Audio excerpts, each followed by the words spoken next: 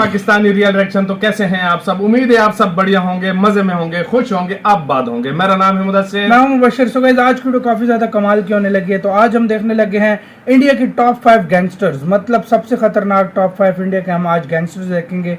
यार वैसे तो बहुत ज्यादा थे, मतलब लेकिन अभी तो मतलब कुछ भाग चुके हैं, ऐसा हुआ कुछ उनका, पकड़े गए हैं, हाँ। लेकिन गैंगस्टर्स थे जिन्होंने बहुत ही ज्यादा मतलब दहशत फैला रखी थी इंडिया में, बहुत ज्यादा थे। तो देखते हैं टॉप 5 उनमें से कौन थे। तो बिना किसी देरी के देखते हैं। ओरिजिनल वीडियो का लिंक मिल जाएगा आप लोगों को डिस्क्रिप्शन में। काउंट ऑन करते हैं 3 2 1 एंड स्टार्ट। डॉन की तलाश 11 मुल्कों की पुलिस कर रही है, पर ये डॉन तो को फिल्मी पकड़ना हीरो है ना, मुमकिन है नहीं, डॉन। नामुमकिन है। हालांकि आपने ऐसे डायलॉग सिर्फ फिल्मों में देखे होंगे जब विलन हीरो पर भारी पड़ते नजर आते हैं, पर अगर रियल लाइफ में ऐसा हो जाए तो क्या हो।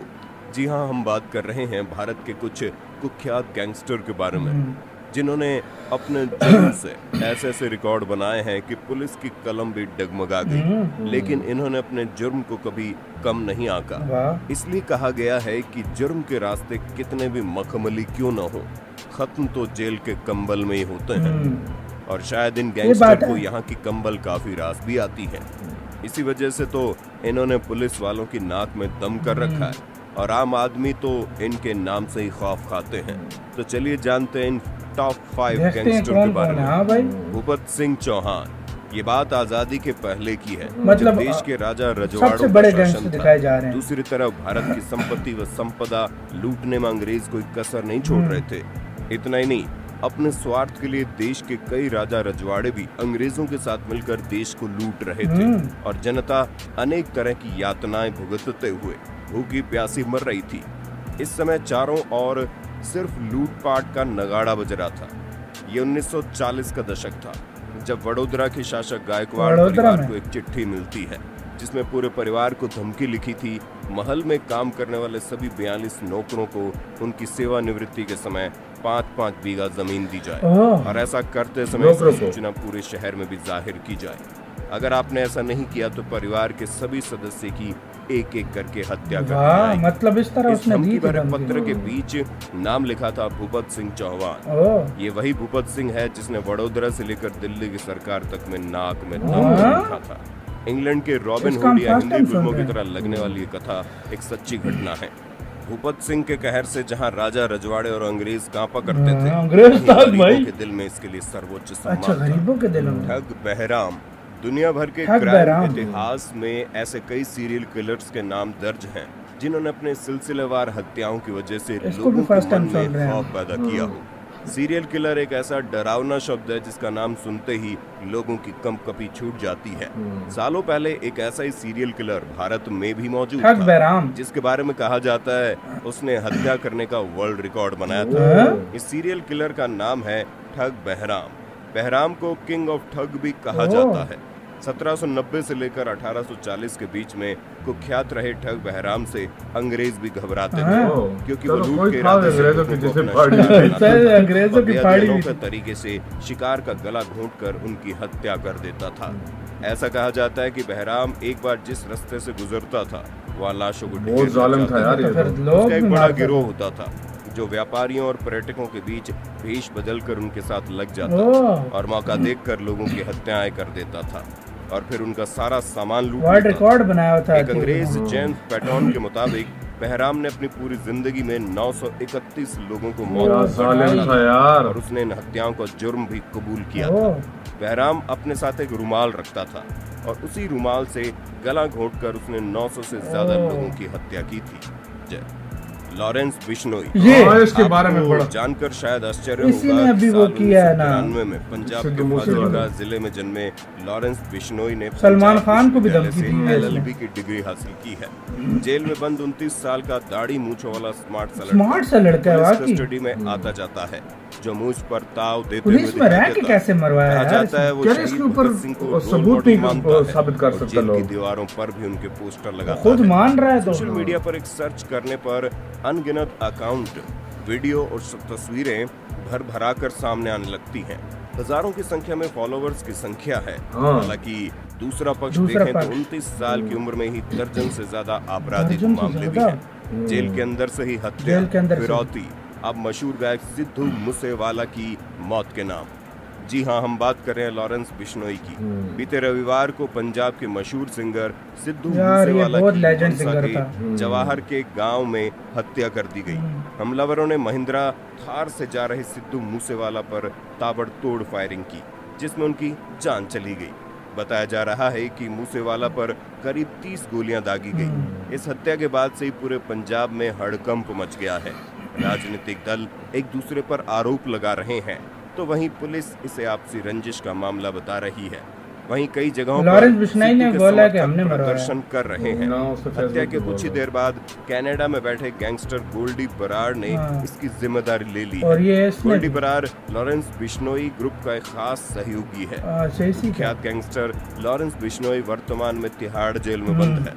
हालांकि माना जाता है कि जेल में बंद होकर भी वो अपनी गैंग को चला रहा है।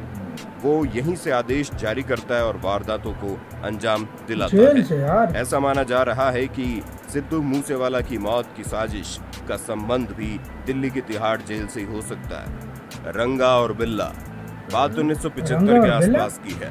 कुलजीत सिंह उर्फ रंगा खुद पहले ट्रक चलाता था। मन नहीं लगा तो मुंबई में टैक्सी चलाने लगा। मन यहाँ भी नहीं लग रहा था। रंगा ने श्याम सिंह नाम के आदमी से कुछ अलग बात करने की कही। श्याम ने जसबीर सिंह के बारे में बताना शुरू कर दिया। जसबीर ऐसा है, जसबीर वैसा है, 2 विदेशियों की हत्या कर चुका है, बहुत पैसे कमाता है। रंगा ने कहा मिलवाओ। श्याम सिंह ने जसबीर सिंह और बिल्ला से मुलाकात करवा दी। अब बन गई रंगा बिल्ला की जोड़ी। रंगा और बिल्ला मुंबई में कार चोरी करते, ड्राइवरी पे काम नहीं लगा तो दिल इधर लगा, बच्चों को किडनैप करते और वसूली लेकर छोड़ देते। एक बार बिल्ला पकड़ा गया। पुलिस ने पकड़ा और ठाणे की जेल में बंद कर दिया। कुछ दिन बाद बिल्ला जेल से भाग गया। इसके बाद दोनों ने मुंबई के बजाय दिल्ली और आसपास के हिस्सों में अपराध करना शुरू कर दिया। 1978 के जून महीने में अशोक शर्मा की कार अशोक होटल के सामने से रंगा बिल्ला ने चोरी कर ली। इसी गाड़ी से उन्होंने सबसे बड़ा अपराध अंजाम दिया। फांसी के 2 घंटे बाद भी चल रही थी रंगा की सांस। 2 घंटे बाद जब डॉक्टर्स ने चेक किया तो बिल्ला मर चुका था, लेकिन रंगा की नाड़ी चल रही थी क्योंकि उसने फांसी के वक्त सांस रोक ली थी। एक कर्मचारी फांसी के तख्त से नीचे उतरा और उसने रंगा के पैर खींचे। बिल्ला और रंगा के घर वालों ने अंतिम संस्कार के लिए लाश लेने से मना कर दिया। जेल प्रशासन ने अपनी तरफ से उनका अंतिम संस्कार किया। न्याय का चक्र पूरा हो गया। चार्ल्स शोबराज जब वो आजाद होता था तो पूरी दुनिया की पुलिस उसके पीछे रहती थी। जब वो कैद में है तब भी जेल के बाहर पुलिस वालों की नींद हराम रहती है। जरा सोचिए, कोई शख्स 1 साल में लाखों डॉलर कमा ले और उसकी जिंदगी इस संतोष के साथ जेल में बीते कि एक दिन वो जेल से छूटेगा और फिर अपनी पुरानी जिंदगी में वापस लौट आएगा। ये कैसा होगा? इस शख्स पर बनी फिल्म का राज वैसे तो वियतनामी भारतीय है, पर उसने फ्रांस की नागरिकता ले ली है। हत्या के जुर्म में उसे उम्र कैद की सजा मिली। उस पर कई हत्याओं के आरोप लगे, जिसके लिए उसे फांसी की सजा होनी चाहिए थी, लेकिन कई हत्याओं को अभियोजन पक्ष ने छिपा लिया। चार्ल्स एक चालाक और शातिर अपराधी है। हत्या, लूटपाट, नशीली दवाएं बेचना, आभूषणों की चोरी इत्यादि उसके लिए सामान्य काम है। उसके जोखिम और साजिश से भरपूर जिंदगी को मीडिया में इतनी जगह मिली कि वो मशहूर हो गया। जेल में ही वो इतने मजे से रहता था कि कोई सुने तो ईर्ष्या हो जाए। जेल में रहने के बावजूद उसके पास टाइपराइटर, टीवी, रेफ्रिजरेटर और एक बड़ा पुस्तकालय हुआ करता था। इसके अलावा वो अपने साथी कैदियों को खुश करने के लिए ड्रग्स भी रखता था। फिलहाल चार्ल्स नेपाल के काठमांडू जेल में बंद है। बेशक चार्ल्स को वहाँ पहली जेल जैसी सुविधाएं मुहैया नहीं कराई गई हैं, लेकिन फिर भी यदा कदा चर्चा में आता रहता है। तो दोस्तों, आप क्या कहना चाहेंगे खूंखार गैंगस्टर्स के बारे में जो अपने इन करतूतों की वजह से हमेशा लोगों के बीच खौफ? ऐसे के साथ यार वीडियो खत्म। यार मैं तो सिर्फ इनमें से लॉरेंस बिश्नोई को जानता था। सीरियसली देखा जाए बाकी 4 भी खतरनाक थे। लॉरेंस बिश्नोई को यार मतलब इसके ऊपर कोई मतलब सबूत नहीं मिलता लोगों को भाई। यार इसके बारे में हमने एक वीडियो भी बनाई थी, हमने देखी थी। सलमान खान को भी उसने सलमान खान को भी धमकी दी थी, लेकिन इसके खिलाफ सबूत नहीं मिलता था लोगों को। मतलब सबूत, और इसकी फैन फॉलोइंग इतनी ज्यादा, तुमने क्या बताऊं, इसकी फैन फॉलोइंग बहुत ज्यादा, फेसबुक पे सब कुछ सिद्धू जैसे हीरे को यार बहुत बड़ी गलती की है। और अगर यार जो ना खुद फेसबुक पे पोस्ट करके कबूल भी किया यार। अभी यार नहीं पता, सिद्धू जो था ना वो उस जैसा कमाल का सिंगर नहीं था यार। कोई पंजाबी इंडस्ट्री का उसके लिए बहुत सैड है। हम लोग भी गोल्डी बराड़ और पता नहीं कौन है सारे थे यार। चलो, और वो दूसरी बात भाई, वो जो पहले वो भी था एक रंगा और रंगा और वो एक रंगा और 1940 जंगा में भी पता नहीं था, कौन- रंगा और हाँ, वो जो एक रुमालों से 900 बंदा एक ने मार दिया था। एक ने लेकिन एक ये बात अच्छी थी 1940 में जो गरीब लोगों को उनकी मदद करता भी था और वो सब उनको कुछ हाँ करता था, वो ये दूसरे जो